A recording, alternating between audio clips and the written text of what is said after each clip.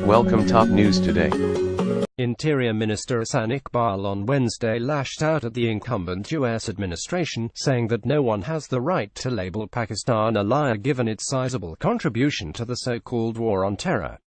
In a strongly worded speech, he also reminded U.S. President Donald Trump how the region's terrorist mud past is actually the U.S.'s own doing.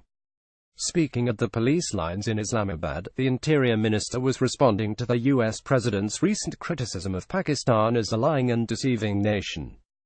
No one has the right to call Pakistan a liar when it has made the biggest sacrifices in the war against terror, the minister said. The U.S. President's recent remarks are akin to belittling our sacrifices. We are a dignified nation and no one has the right to attack our dignity.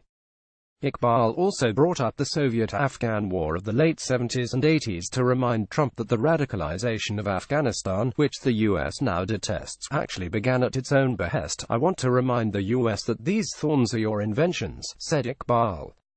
As soon as the war against the Soviets ended, you withdrew and went home without thinking what your radicalizing of Afghanistan to create an anti-Soviet narrative would lead to.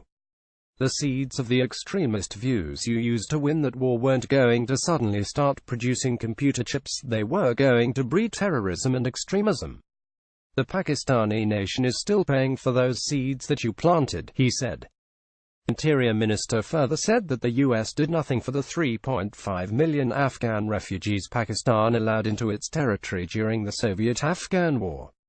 Not one Syrian refugee is given entry into the U.S., but we allowed 3.5 million Afghan refugees who had come to Pakistan to fight your war against the Soviets. What did you ever do for them?